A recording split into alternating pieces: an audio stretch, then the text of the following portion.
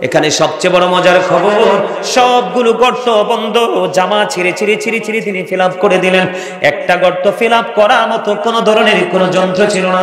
আবু বকর একদিক দিয়ে আমার নবীজি ঘুমিয়ে গেল রে, আর একদিক দিয়ে আবু বকর সিদ্দিক রাদিয়াল্লাহু তাআলা পাটা ওই গর্তের দিকে পাটা বন্ধ দিয়ে পায়ের মুখটা ফিল আপ করে দিল। ফিল আপ করতে দেরি রে, ওই সাপ আবু বকরকে সবল মারতে দেরি করলো না। রহস্য কি রে? ও বন্ধু, সাপটা কি আবু বকরকে চিনল না? নবীর সঙ্গীকে কি চিনে নাই? নবীজির প্রিয় সাহাবীকে কি চিনে নাই? তিনি যে নবীজির সঙ্গী, আমার নবী বলেছে কাল হাসুরের দিন আমি নবী যখন উঠবো রে, তোমরা দেখতে পাবা আমি আবু বকর ওমরকে দুজনকে সঙ্গেই নিয়ে উঠবো। সে আবু বকর কি সাপ চিনে না? অবশ্যই চিনেছে। ও বন্ধু, তার কারণটা কি? আবু বকরের পায়ে সবল মারার মানে হলো আবু বকরকে বিষাক্ত করা নয়, আবু বকরকে মারা নয়। ও বন্ধু, তার কারণ হলো সাপের মুখ বরাবর যখন আবু বকর সিদ্দিক রাদিয়াল্লাহু তাআলা আনহু সিদ্দিক আকবরের পা যখন লাগিয়ে বন্ধু গর্তের মুখটা ফিল আপ করে দিল, এবার সাপটা অনেক বেশি রাগান্বিত হয়ে গেল, অনেক বেশি উত্তেজিত হয়ে গেল। রাগটা তার কারণ কি রে? আবু বকর, তুমি আমার সামনে থেকে আমার পা সরিয়ে নাও, আমি আমার প্রাণের নবীকে প্রাণ ভরে দেখব। জোরে জোরে বলুন না সুবহানাল্লাহ। সাপ ডেকে ডেকে বলছে, রে আবু বকর, এই গর্তের মধ্যে যে আমি অবস্থান করতেছি, আমার এই গর্তের মধ্যে বসবাসের বছর আজ পর্যন্ত হয়ে গেল 1500 বছর। আমি অন্য কিছুর জন্য নয়, আমি শুধু প্রাণের নবীর দিদারের আশায় আমি বসে আছি। তাহলে আমি যেটা বলতে চেয়েছিলাম, কোরআন আসলো কার কাছে?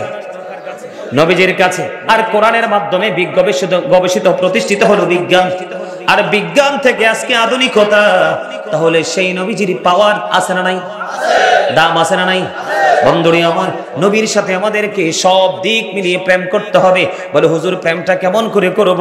নবী বলেছেন রাস্তার দিকে হাঁটো, যখন রাস্তার হক আদায় করো, মুসলমান পরিচিত হক অপরিচিত হক দেখলে তাকে সালাম দিয়ে দাও, ক্ষুধার্ত যখন মানুষ দেখবে তাকে খাবার দিয়ে দাও, মানুষ যখন মারা যাবে তার জানাজায় অংশগ্রহণ করে নাও। এমনি করে করে আলেমদের সাথে হক্কানি ওলিদের সাথে সম্পর্ক গড়ে আল্লাহর হাবিবের সবগুলো রাস্তাকে যদি চিনে বুঝে বাস্তবায়ন করে যেতে পারি, তাহলে নবীজি আমাদেরকে কবরে রিসিপশনে থাকবে। জোরে জোরে সুবহানাল্লাহ, আর জোরে বলেন না সুবহানাল্লাহ। বন্ধুরে আমার, কালেমার মধ্যে দুইটা দিক, সৃষ্টির সব জায়গায় দুইটা দিক। এটা আল্লাহ এবং আল্লাহর হাবিবের প্রেমের এক উদ্যন্ত প্রকাশ। বন্ধুরে আমার, আমি একটুখানি আপনাদেরকে নবীকে বোঝানোর জন্য আরেকটু বলবো। বন্ধুরে আমার, আপনার আমার প্রাণের নবী মেরাজে গেছে, আপনারা সবাই জানেন। মেরাজে যখন গেল, মেরাজে যাওয়ার পরে আল্লাহর আরশে যখন কদম মোবারক বাড়িয়ে দিলেন, আমার আল্লাহ ডাক দিয়ে বললেন, হাবিব, আসমানে ফেরেশতারা কি নিয়ে ঝগড়া করছে, কথা কাটাকাটি করছে। এবার আল্লাহর হাবিব একটা ডাক দিয়ে বললেন, আল্লাহ গো, এটা আপনি তো ভালো জানেন। বন্ধুরে আমার, বলতে দেরি, হাদিস শরীফের মধ্যে এসেছে আল্লাহ রাব্বুল আলামিনের কুদরতি হাত মোবারক আপনার আমার প্রাণের নবীর দুই কাঁধের মধ্যখানে আল্লাহ রাব্বুল আলামিন রাখলেন।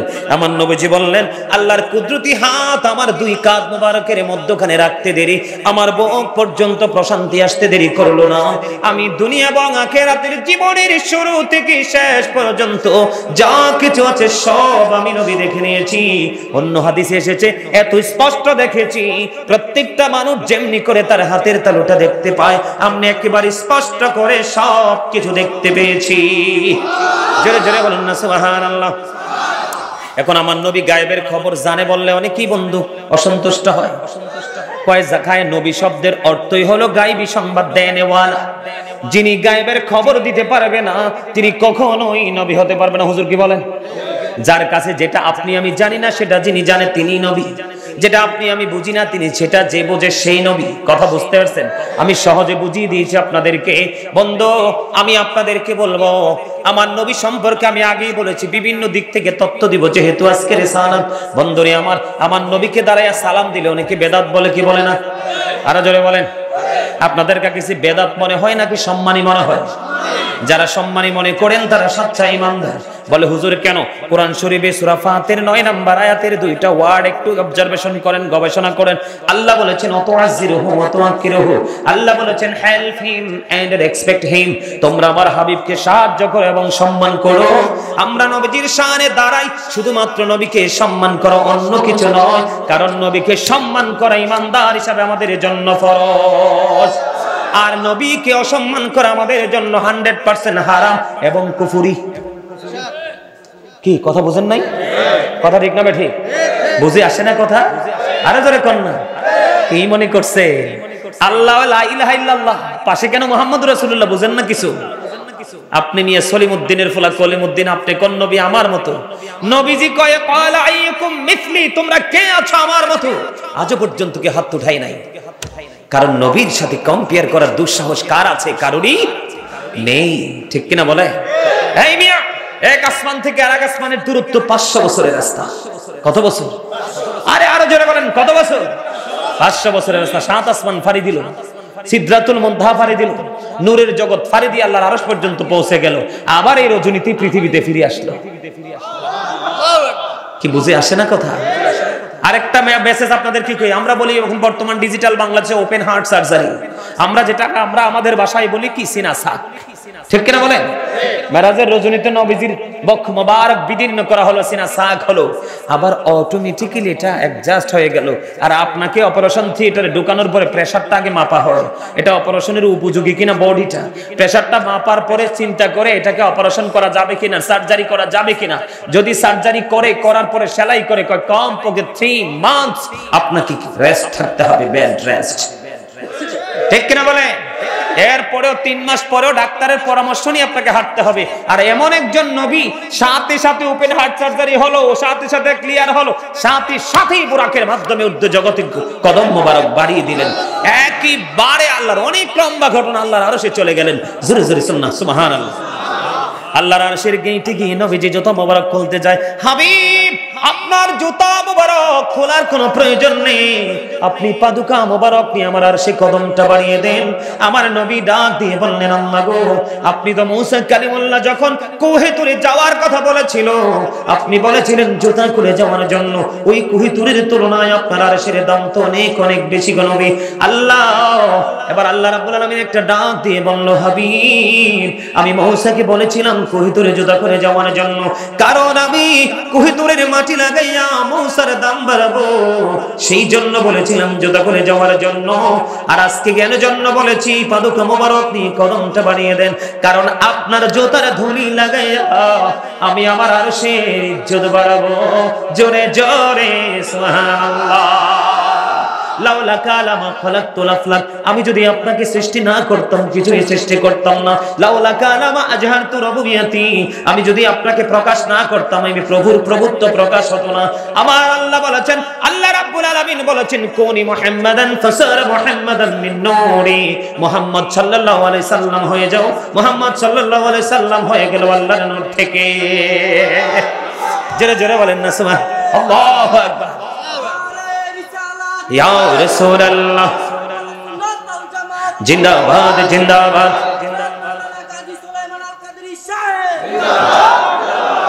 আরে পাগলা তুই কত আইছিস?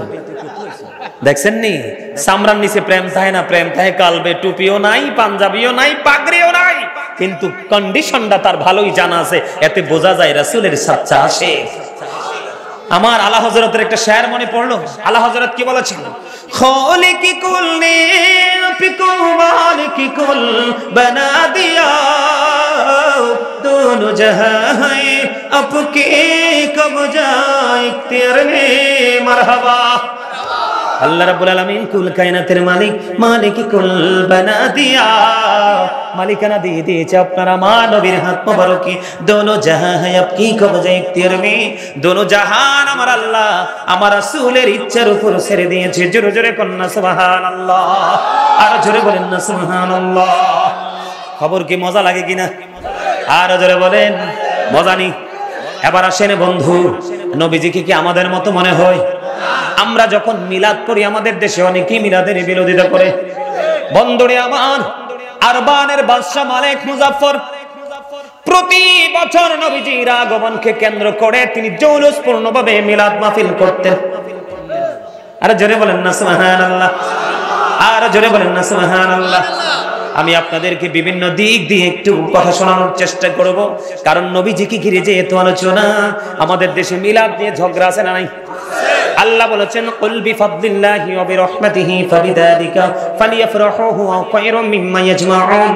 আল্লাহ রাব্বুল আলামিন বলেছেন, আল্লাহ যে আমাদেরকে রহমত দিয়েছেন, আমাদেরকে নিয়ামত দিয়েছেন, আল্লাহর ফজল আমাদেরকে দিয়েছেন, সেই নিয়ামত পে, রহমত পে, আল্লাহর ফজল পে আল্লাহ বলেছেন ফালিয়াফরাহু, তোমরা আনন্দ উৎসব করো, ওয়া খায়রুম মিম্মা ইয়াজমাউন, এটা তোমাদের পুঁজি করা সম্পদ চাইতে দামি। জোরে জোরে বলেন না সুবহানাল্লাহ। আমরা আল্লাহটা মানবো কি মানবো না? আর জোরে বলেন।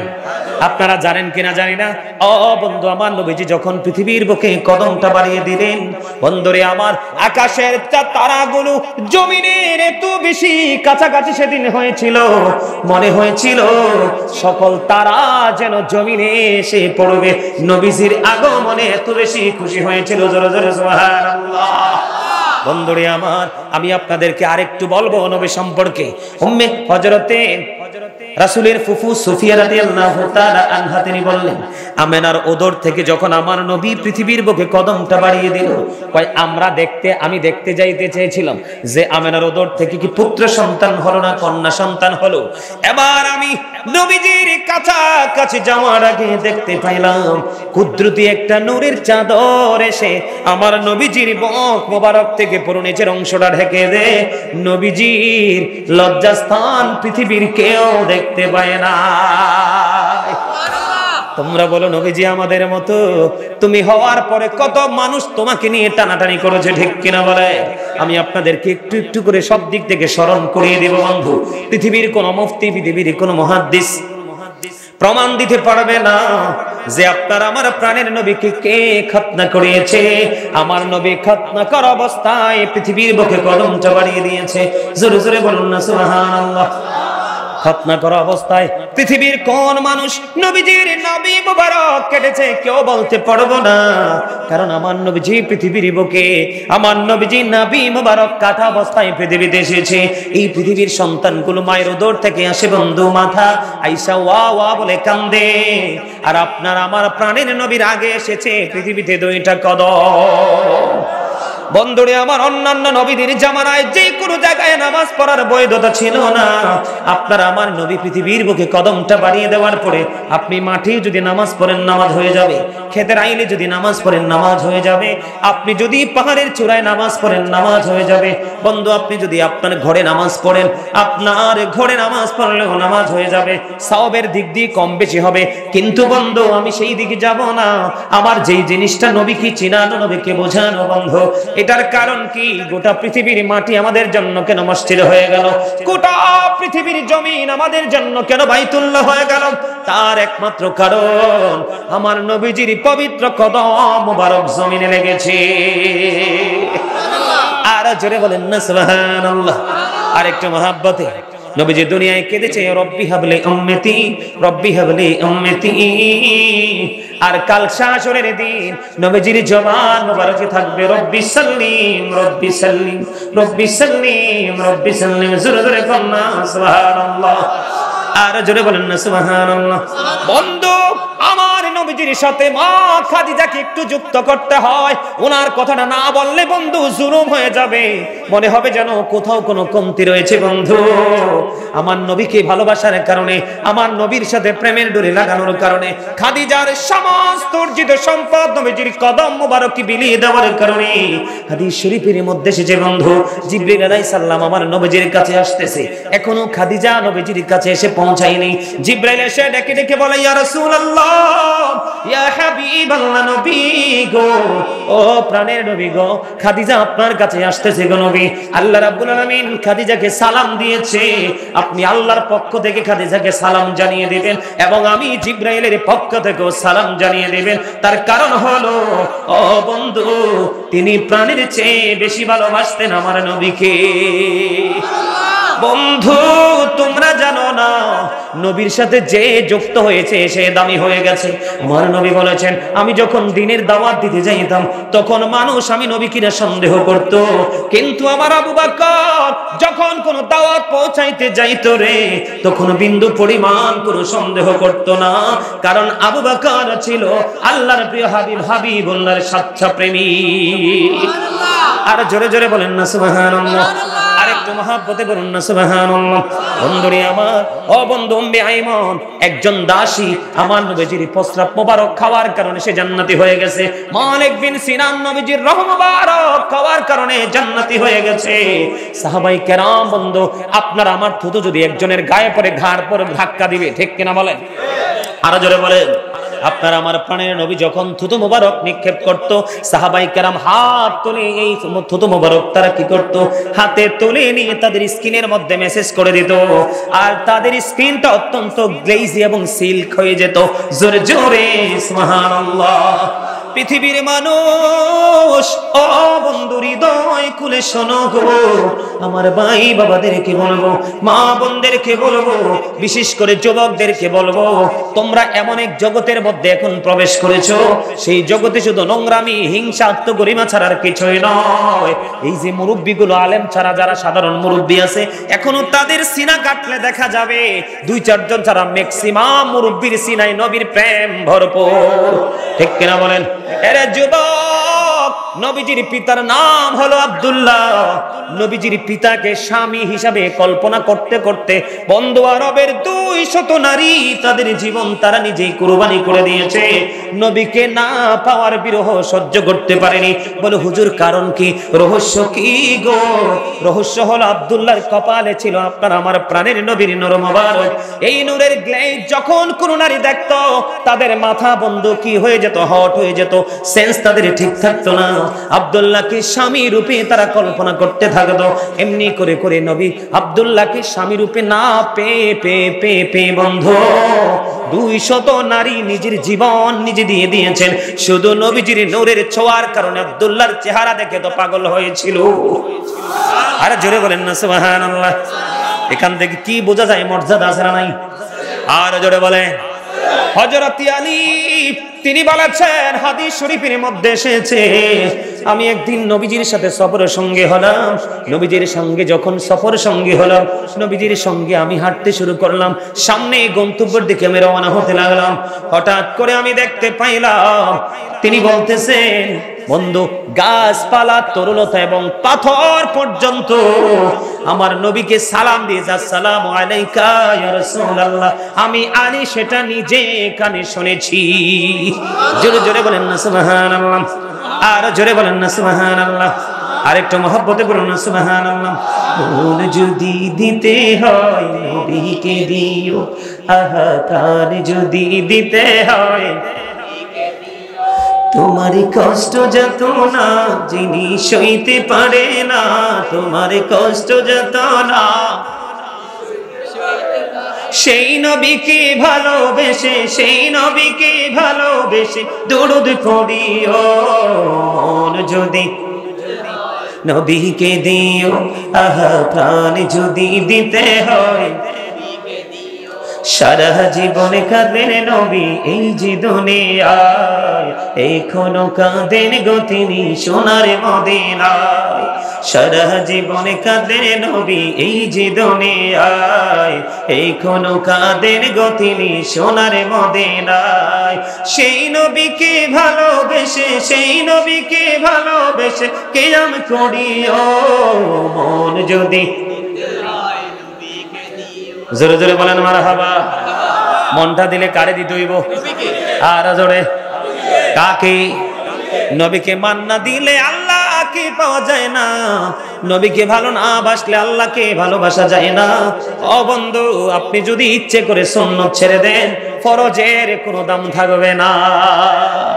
আর জোরে বলেন ঠিক না বে ঠিক? বন্ধুরে আমার, নবীর প্রেম আমাদের মধ্য থেকে এত বেশি দূরে চলে গেছে। নবীর সম্পর্কে আমরা গবেষণা, নবীর সম্পর্কে আমরা চিন্তা ভাবনা কোনো কিছুই সুন্দর করে করতে পারি না। যত চিন্তা করে সব চিন্তা আমাদের ছোট ছোট। কথা বলেন না কেন? আরো জোরে। ম্যাক্সিমাম মসজিদের ইমাম সাহেব আসরের সুন্নত পড়ে না, হুজরাখানায় বসে থাকে, দাঁড়ানোর সময় হইলে যে হুট করে দাঁড়ায়, আছে না নাই? কারণ বন্ধু ইচ্ছে করে যে রাসূলের সুন্নাত ছেড়ে দিবে, আল্লাহ রাসূল তাকে উম্মত বলে স্বীকার করবে না। আর জোরে এই দিক দিয়ে সাদুত তালিবিন কিতাবের মধ্যে এসেছে নবীর সাথে কিভাবে আল্লাহ লিঙ্ক লাগাই দিয়েছে। দেখেন যেই দিকে যান সেই দিকে নবীজির সাথে লিঙ্ক আল্লাহ লাগাই দিয়েছে। নবীজির শান মান মর্যাদা এত বেশি বন্ধু, জিবরাইল আলাইহিস সালাম একটানা 30,000 বছর নফল ইবাদত করলো। আমার দিকে তাকান, কত হাজার? আর জোরে, আরে আর জোরে। আপনারা কি অসুস্থ? হ্যাঁ, যেমনি চুপ করে অনেকে বসে রয়েছেন, মিয়া কদিন পরে শুনবো হার্ট অ্যাটাক করে মারা গেছে। কারণ চুপচাপ, যত বেশি চুপচাপ থাকে মানুষ বেশি হার্টে প্রেসার পড়ে, স্পট ডেড একবারে। কিভাবে হুজুর হার্ট অ্যাটাক, ঠিক কিনা বলেন? আর যেটা দেখবেন সব সময় ফ্রিলি মানুষের সাথে হাসে, সব প্রেম ভালোবাসা আদান প্রদান করে বিনিময় করে, দেখবেন এটা সুস্থতার হার্টটা, সুস্থতার মানটা একটু ভালো, ঠিক কিনা বলে? মানুষ ছাড়া মানুষ বাঁচে না, মানুষ মানুষের জন্য, ঠিক না বেঠে? আরো জোরে, মানুষ কি? তো আপনারা সুবহানাল্লাহ কন না কিনলে, আর একটু মহব্বতে, আরো জোরে।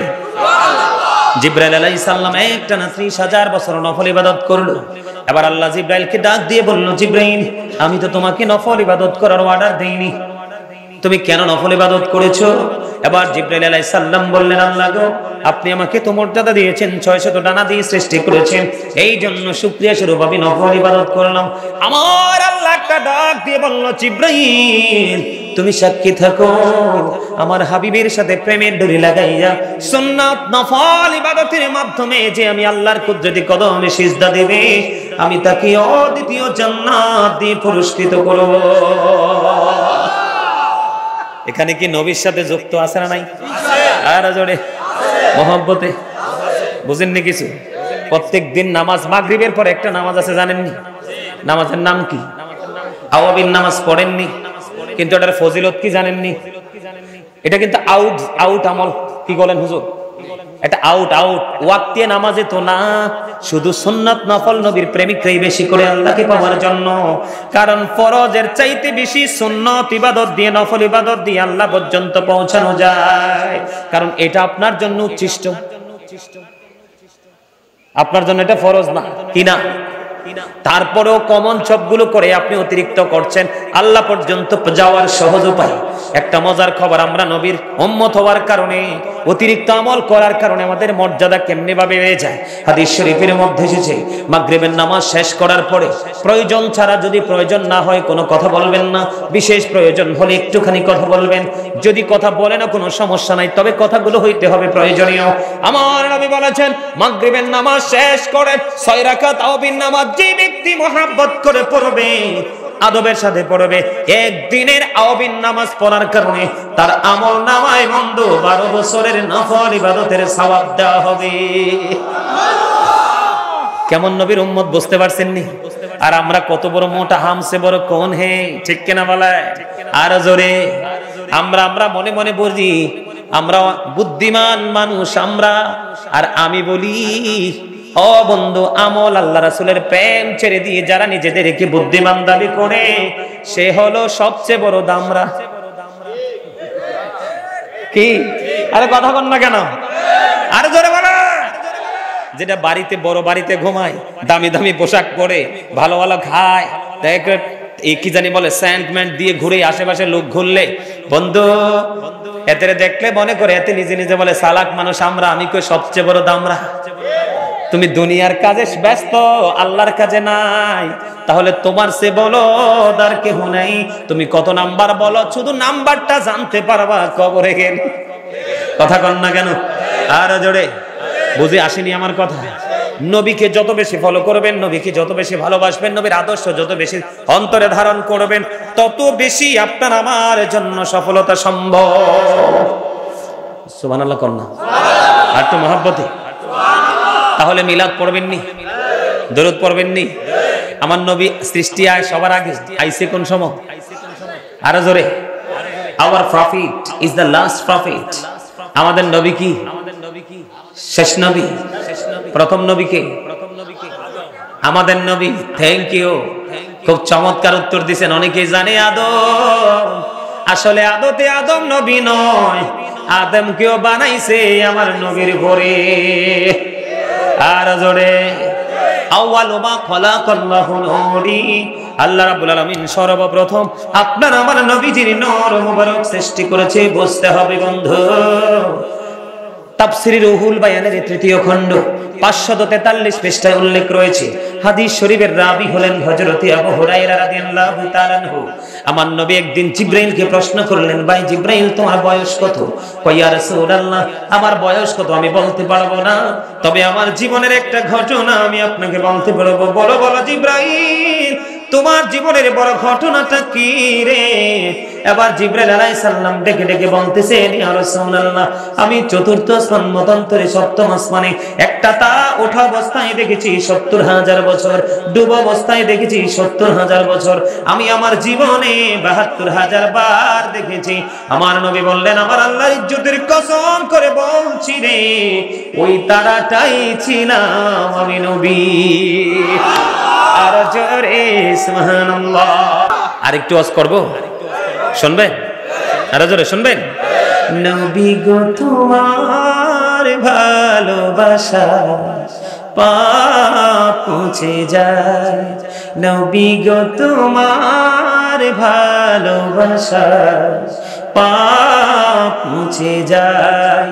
ইয়া নবী ইয়া নবী ইয়া নবী ইয়া নবী ইয়া নবী ইয়া নবী, নবী গো তোমার ভালোবাসায় জান্নাত পাওয়া যায়।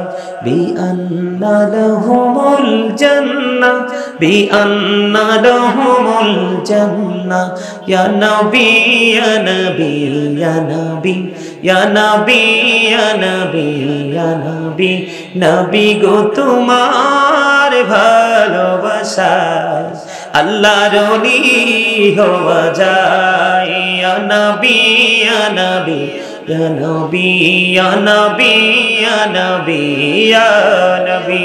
মারহাবা বলতে পারেন না আপনারা? আরে আমি একজন রাইটার, আমার এই সিনায় গজল পুরা একদম ভরপুর। কিরে খবর লই আইছ? আমার এই সিনায় কি গজল?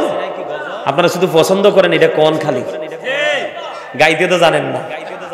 আরো জোরে গাইতে জানে? Allah the first pillar is the Lord of world, Rabbul Alamin. Muhammad sallallahu alaihi wasallam is the kire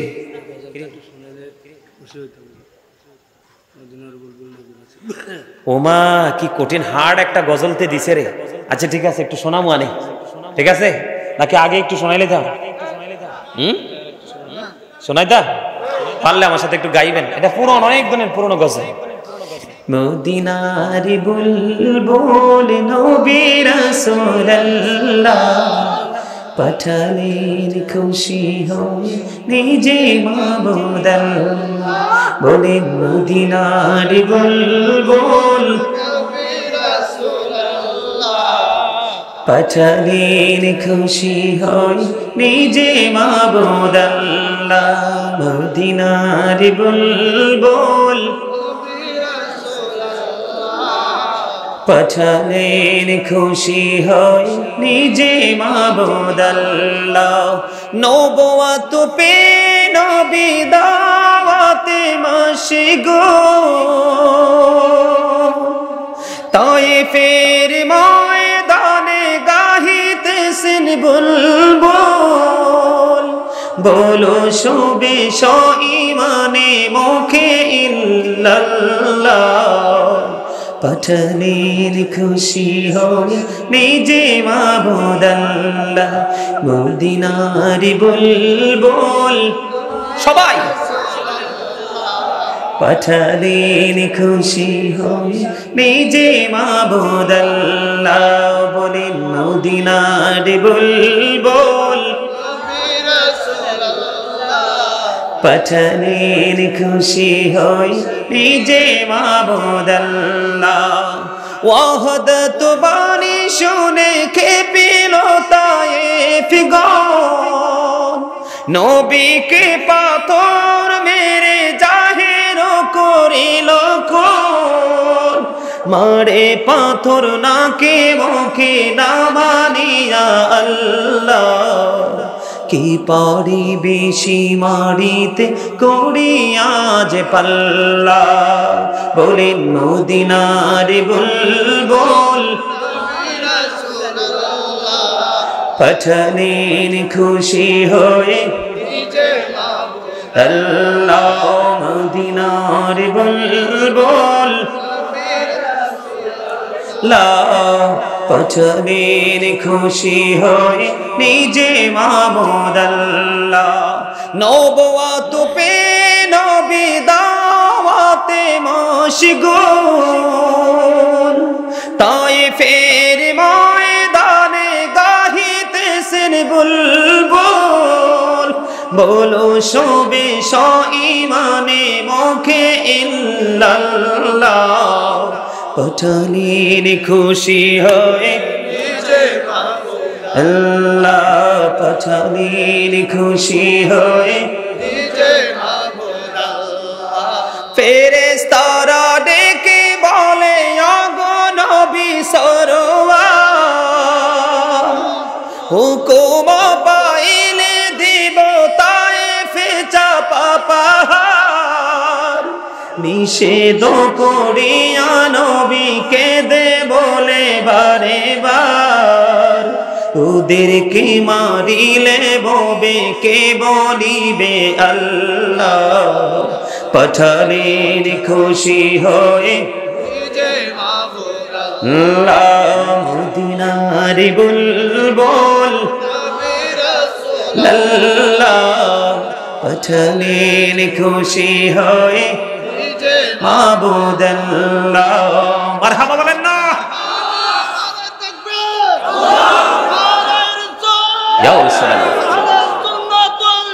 জিন্দাবাদ জিন্দাবাদ। কিরে আর কিছু কইতি না? মাওলানা সুলাইমান গাজী আল কাদেরী সাহেব আলহামদুলিল্লাহ বলে, আরো জোরে বলে। আপনাদের একটু ফিলিংস আসছে না? স্পেশাল। যদি এই কথাটা যদি না বলতাম আপনারা হাসতেন। বেশি বেশি হাসবেন, প্রাণ খুলে হাসবেন, হার্ট ভালো থাকবে, মন ভালো থাকবে। বেশি বেশি করে নবীর সাথে প্রেমের ডুরি লাগাবেন, আপনি প্রেমিক হয়ে কবরে যাবেন। জানেন নবীর আদর্শকে লালন করলে একজন মানুষের জীবন কত সুন্দর হয়। আমি হযরত বেলালের জীবনী থেকে একটা এক্সাম্পল দিব, যেহেতু তার একটা অনুরোধ আছে হযরত বেলালকে নিয়ে একটু আলোচনা করা। তারপর আমি পুনরায় আবার আমি রাসূলের কাছে যাব। বন্ধুরে আমার, আমার নবী যখন মেরাজে গিয়েছিলেন তখনও পর্যন্ত হযরত বেলাল সশরীরে পৃথিবীতে জিন্দা। কি আমার নবী? তখনও আমার নবী যখন মেরাজে, কোথায়? নবীকে ভালোবাসবেন তার মানে হলো রাসূলের আদর্শকে লালন করা, ঠিক কিনা বলেন? অন্তরে ধারণ করে বাস্তব জীবনে বাস্তবায়ন করা। হযরত বেলাল আমার নবী যখন বন্ধু জান্নাতের দিকে কদমটা বাড়িয়ে দিলেন, জান্নাতের দিকে কদম মোবারক বাড়িয়ে দিয়ে আমার নবী দেখতে পাইলেন ও বন্ধু জান্নাতের মধ্যে কদমের ছাপ দেখা যায়। কি দেখা যায়? ঢুকেছেন কে? আপনার আমার প্রাণের নবী। কিন্তু আমার নবী জান্নাতের মধ্যে কদম দিয়ে দেখতে পাইলেন আরেকটা কদমের ছাপ। আমার নবীজি নজর দিয়ে চাইয়া দেখলেন এই কদমের ছাপটা কার রে? আমার নবী চাইয়া দেখলেন এই কদমের ছাপ হলো হযরত বেলালের। আমার নবীজি মেরাজ শেষ করে আসলেন পৃথিবীর বুকে। এবার বেলালকে ডাকলেন, বেলাল তোমার জীবনে কি এমন আমল করেছো রে বেলাল? আমি নবী জান্নাতের মধ্যে কদম দিয়ে দেখতে পাইলাম তোমার কদমের ছাপ জান্নাতে দেখা যায় রে বেলাল। এবার বেলাল দেখি দেখি বললেন, ইয়া রাসূলুল্লাহ, ইয়া হাবিবাল্লাহ, নবী গো, আমার জীবনের সবচেয়ে বড় কর্ম ছিল পবিত্রতা। আরে জোরে কন্না সুবহানাল্লাহ। আরে আরে জোরে। হাদিস শরীফের মধ্যে এসেছে লা তুকবালু সালাতুম বিগাইরি তুহুর ওয়ালা সাদাকাতিন মিন গর। পবিত্রতা ছাড়া ইবাদত কবুল হয় না, হালাল টাকা ছাড়া দানও কবুল হয় না। এখন তো সুদের টাকা হুজুর বেশি মসজিদে দেয়, আর বেশি টাকা দিলেই এলাকার মানুষ এত বোকা, সুদ করে নিয়ে বানায় সভাপতি। এটার চেহারা দেখতে লাগে ভূত পেতনির মতো। কারণ যার সিনায় প্রেম নাই তার চেহারা কখনো নুরানি হয় না। যার সিনায় আছে নবীর প্রেম সেই নামের গুণে উজ্জ্বল তার মুখশ্রী। এটা ঠিক মতো নামাজ পড়ে না, ওই যে আমি একটা গাই, আপনারা জানেন, এটা আপনারা অনেক মনে শুনছেন, মসজিদে পড়লে আজান সবার আগে যায়, নামাজে শেষে বাইরে এসে সুদের টাকা খায়। এরকম মুসল্লি আছে না? আজকে মসজিদগুলো নোংরা হয়ে গেছে, হক্কানি কোন আলেম মসজিদের মিম্বরে দাঁড়িয়ে সত্য কথা বলতে পারে না। শুধুমাত্র একটা কারণ, নবীর দুশমন দিয়ে মসজিদকে কি করে দিয়েছে, আরে সামনে ঘোরাঘুরি করছে রে। আবু বকরও সেই শব্দ শুনতে পায়, আমার নবীও সেই শব্দ শুনতে পায়। বন্ধু, শব্দ শুনতে পাওয়ার পরেও তারা বিচলিত হয়নি, কিন্তু তাদের এই সমস্ত কৌশলটাকে অপকৌশল হিসেবে রূপান্তরিত করেছে আল্লাহ রাব্বুল আলামিন ছোট্ট মাকড়সার সিনায় নবীর প্রেম ঢুকিয়ে। আর জোরে বলেন না সুবহানাল্লাহ। আর একটু মহব্বতে পড়েন সুবহানাল্লাহ।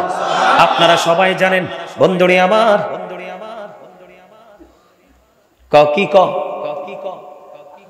কি কইতেছিস হ্যাঁ?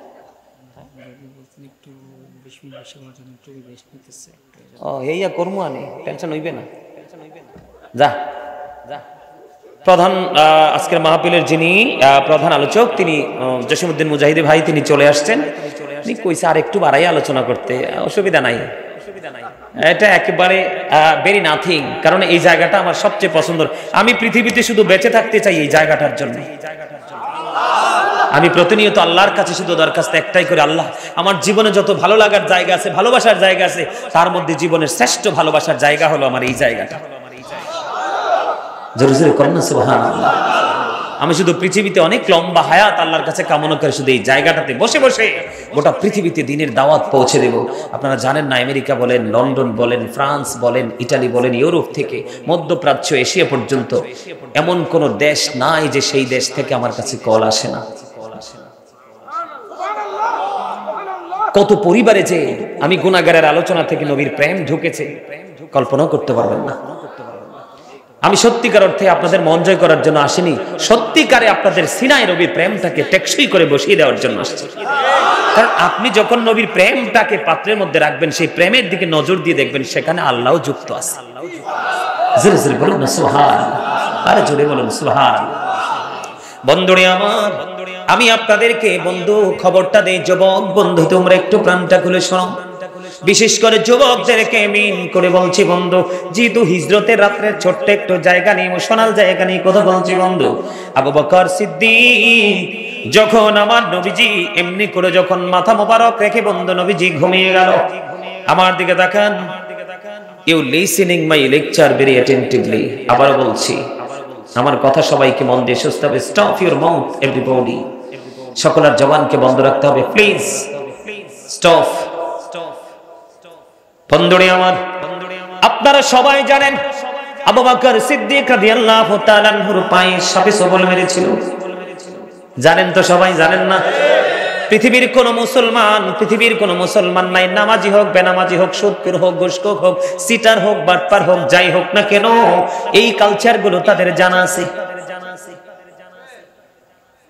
প্রত্যক্ষ হোক আর পরোক্ষ হোক, মোটামুটি যদি 2-4 জন না জানে, ম্যাক্সিমামই জানে বন্ধু। এটা কমন একটা আবু বকরের প্রেমের নিদর্শন বন্ধু। এখানে সবচেয়ে বড় মজার খবর, সবগুলো গর্ত বন্ধ, জামা ছিঁড়ে তিনি ফিল আপ করে দিলেন। একটা গর্ত ফিল আপ করার মতো কোন ধরনের কোন যন্ত্র ছিল না। আবু বকর একদিক দিয়ে আমার নবীজি ঘুমিয়ে গেল রে, আর একদিক দিয়ে আবু বকর সিদ্দিক রাদিয়াল্লাহু তাআলা পাটা ওই গর্তের দিকে, পাটা বন্ধু দিয়ে পায়ের মুখটা ফিল আপ করে দিল। ফিল আপ করতে দেরি রে, ওই সাপ আবু বকরকে সবল মারতে দেরি করলো না। রহস্য কি রে? ও বন্ধু, সাপটা কি আবু বকরকে চিনল না? নবীর সঙ্গী কি চিনে নাই? নবীজির প্রিয় সাহাবী কি চিনে নাই? তিনি যে নবীজির সঙ্গী, আমার নবী বলেছে কাল হাসুরের দিন আমি নবী যখন উঠব রে, তোমরা দেখতে পাবা আমি আবু বকর ওমরকে দুজনকে সঙ্গে নিয়ে উঠব। বন্ধু, সে আবু বকর কি সব চিনে না? অবশ্যই চিনেছে। ও বন্ধু, তার কারণটা কি? আবু বকরের পায়ে সবল মারার মানে হলো আবু বকরকে বিষাক্ত করা নয়, আবু বকরকে মারা নয়। ও বন্ধু, তার কারণ হলো সাপের মুখ বরাবর যখন আবু বকর সিদ্দিক রাদিয়াল্লাহু তাআলা আনহু সিদ্দিক আকবরের পা যখন লাগিয়ে বন্ধু গর্তের মুখটা ফিল আপ করে দিল, এবার সাপটা অনেক বেশি রাগান্বিত হয়ে গেল, অনেক বেশি উত্তেজিত হয়ে গেল। রাগটা তার কারণ কি? রে আবু বকর, তুমি আমার সামনে থেকে আমার পা সরিয়ে নাও, আমি আমার প্রাণের নবীকে প্রাণ ভরে দেখব। জোরে জোরে বলুন না সুবহানাল্লাহ। সাপ ডেকে ডেকে বলছে, রে আবু বকর, এই গর্তের মধ্যে যে আমি অবস্থান করতেছি, আমার এই গর্তের মধ্যে বসবাসের বছর আজ পর্যন্ত হয়ে গেল 1500 বছর। আমি অন্য কিছুর জন্য নয়, আমি শুধু প্রাণের নবীর দিদারের আশায় আমি বসে আছি। তুমি পা সরিয়ে নাও। সাপটা সবল মারতে দেরি বিষাক্ত হয়ে গেল, সমস্ত শরীর কম্পন আরম্ভ করলো। নবীজির ঘুম ভেঙে গেল, নবীজির মুখ মোবারক থেকে থুতু মোবারক নিক্ষেপ করলো। সঙ্গে সঙ্গে আবু বকরের 20 বন্ধু ধ্বংস হয়ে গেল। জোরে জোরে বলেন না সুবহানাল্লাহ, আরো জোরে বলেন না সুবহানাল্লাহ। বন্ধুরে আমার, আমি আপনাদেরকে আরেকটা প্রেমের গল্প শোনাবো। আপনারা জানেন পৃথিবীতে বর্তমানে মুসলমানের জীবনে গুরুত্বপূর্ণ ভূমিকায় গাধা নেই। আমাদের জীবনে কোনো গুরুত্বপূর্ণ কাজে কি গাধা ইউজ করি আমরা? এটার কোনো গুরুত্ব নেই। আমাদের কাছে কমন যে প্রাণীগুলো সেগুলোর গুরুত্ব আছে বন্ধু।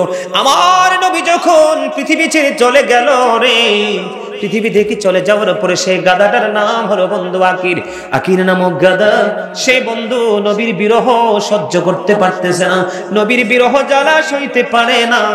ও বন্ধু আকির নামক গাধা শুধু কান্দে, বলে মনে মনে বলে, আর কি জীবনে কোনদিন প্রাণের নবীর দিদার পাবো না।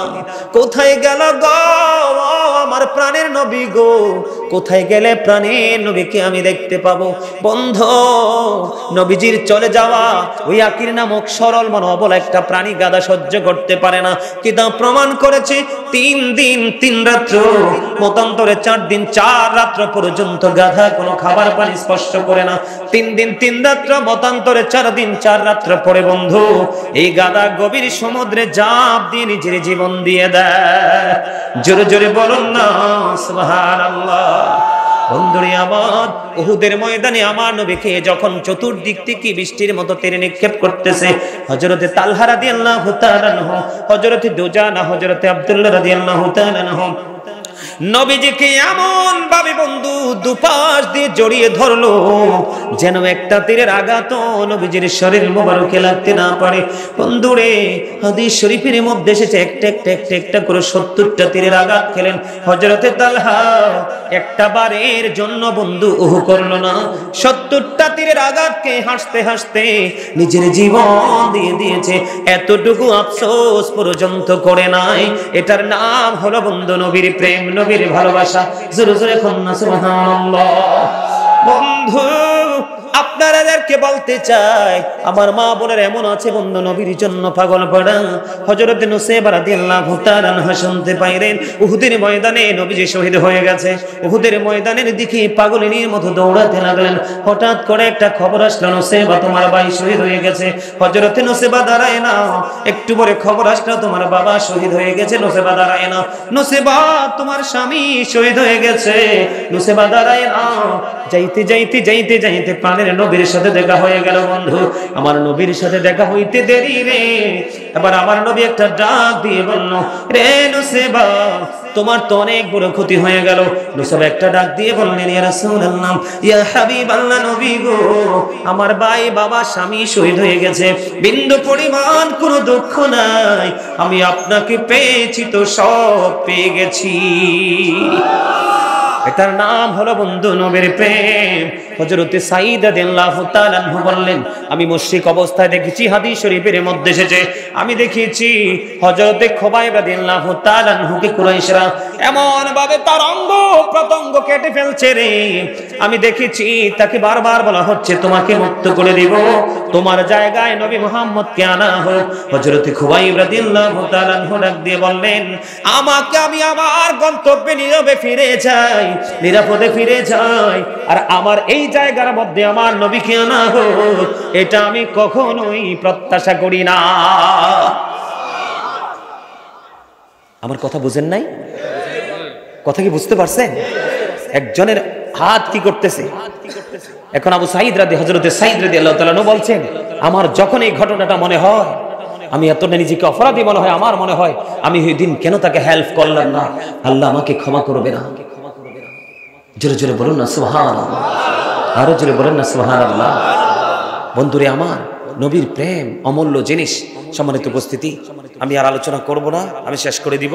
ছোট্ট করে একটু আলোচনা করব আল্লাহর ওলি নিয়ে আজকে মাহফিল, ঠিক কেনা বলে? আল্লাহর ওলিদের দাম আছে না নাই?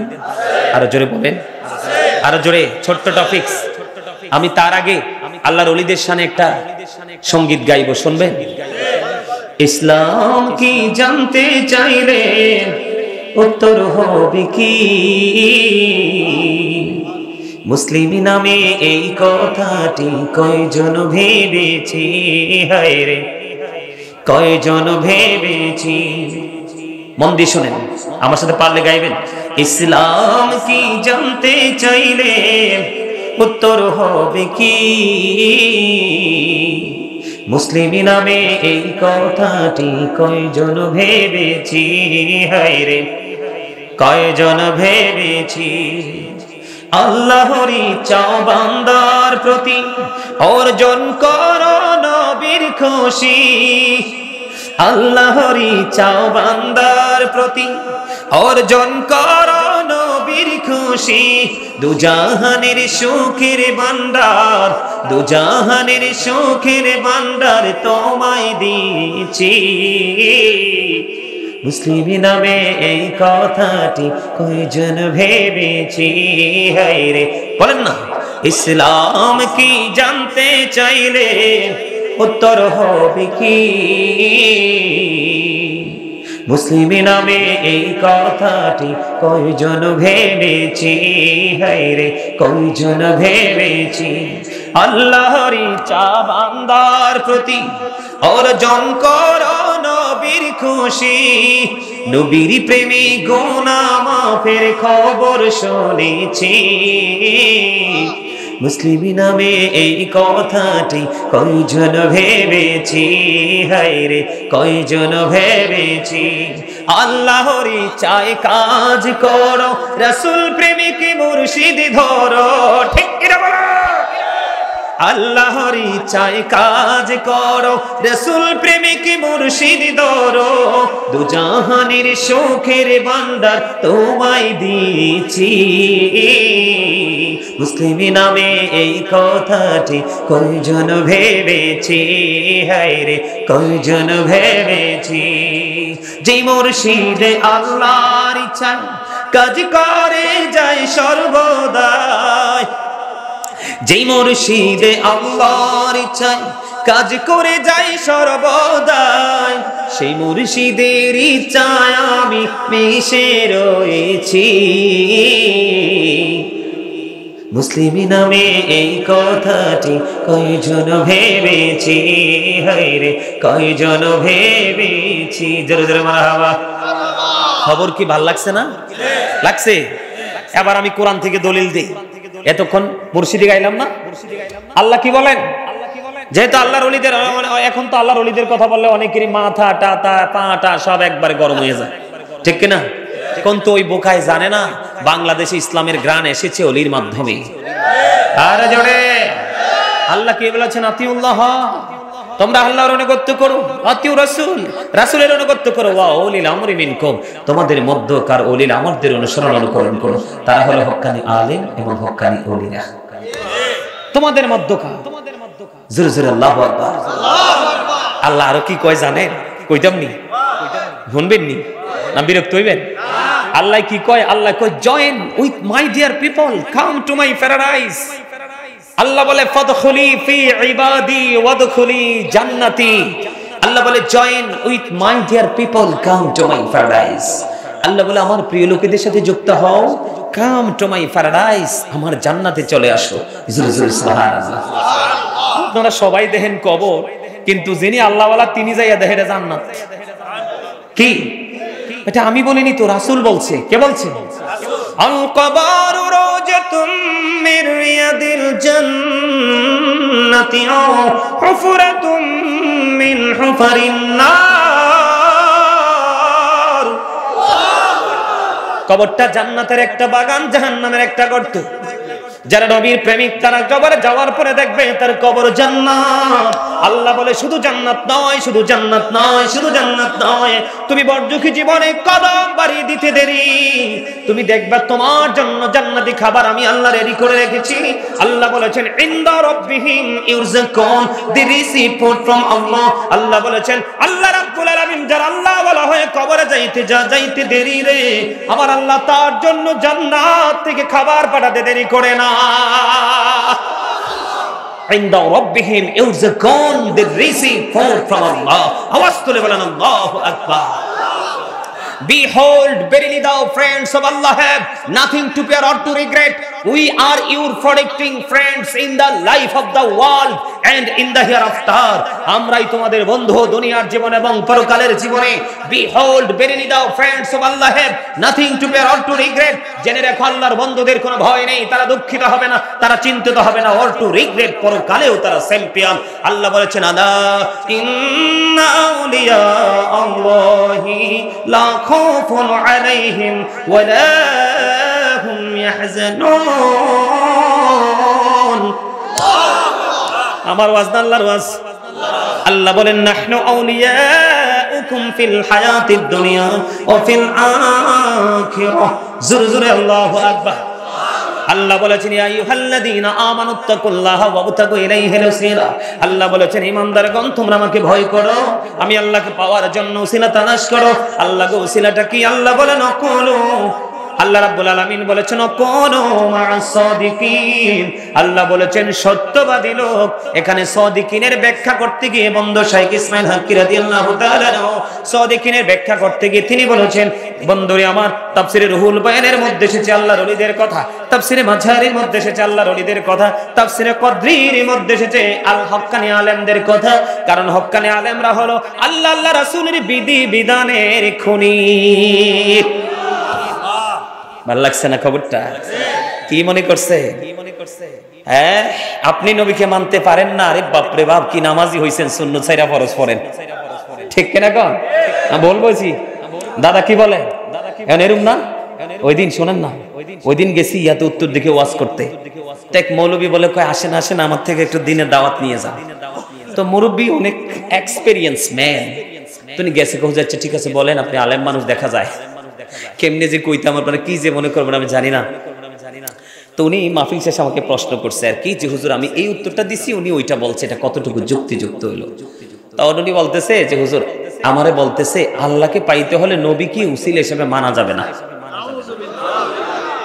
কি করা যাবে না? হাদিসে কুদসিতে আসছে লাউলাকা আলামা আজহারতু রুবুবিয়াতি, আমি যদি আপনাকে প্রকাশ না করতাম আমি প্রভুর প্রভুত্ব প্রকাশ। তার মানে হাবিব আপনাকে না বানাইলে আমি আল্লাহর খবর জানতো, প্রকাশ হতো। তো জানলাম আল্লাহর মাধ্যমে। আল্লাহ তো বলছে হাবিব আমি যা দিয়েছি আপনার মাধ্যমে, যা নিব আপনার মাধ্যমে, পায়সালাও করবো হাসরের দিন আপনার মাধ্যমে। তো হ্যাঁ কয় উসিলা হিসেবে নবীকে মানা যাবে না। মুরব্বী তো লেখাপড়া জানে না, সরল সোজা মানুষ, এবার মুরব্বী বলে খারাইয়া কয় তরে মাটি দিয়া লাইলে কি হইব? কি কয় এইরকম আপনারা দেখবেন এই অনলাইন মিডিয়াগুলোতে, আপনারা দেখবেন হয়তোবা যদি অনলাইনে আমার আলোচনা কেউ দেখে থাকেন দেখবেন এটা হয়তো অলরেডি আইসাও গেছে, এটা পুরোটাই কিন্তু ভিডিও রেকর্ড করা হয়েছে। ওনারে যখন এইভাবে বলছে নবীকে মানা যাবে না, উনি বলছে তুই মৌলবী তোরে মাটি দিয়া লাইলে কি হইব? সুবহানাল্লাহ বলেন না মিয়া? হযরত ওমর কল্লা নামাইছে না তার বাবার? আরে জোরে! ইহুদি এবং নামী মুসলমান মুনাফিক মার্কা মুসলমানের বিচার করলো নবী। ইহুদি বিচার মেনে নিল, মুসলমান মানলো না। কয় আরেকজন বিচারক আছে, কয় কে? হযরত ওমর ওমরের কাছে গেল। ওমরের কাছে যাওয়ার পরে এবার ইহুদি ডাক দিয়ে বললে ওমর তোমাদের নবী বিচার করার পরেও কি কারো বিচার করার কোনো সুযোগ থাকে? ওমর একটা ডাক দিয়ে বলে আমার নবী কি বিচার করেছে? কয় হরে ওমর আমি মেনে নিয়েছি, তোমার ওই মুসলমান মানতে পারে নাই, নবী মুহাম্মদের ফয়সালাটা মানতে পারে নাই।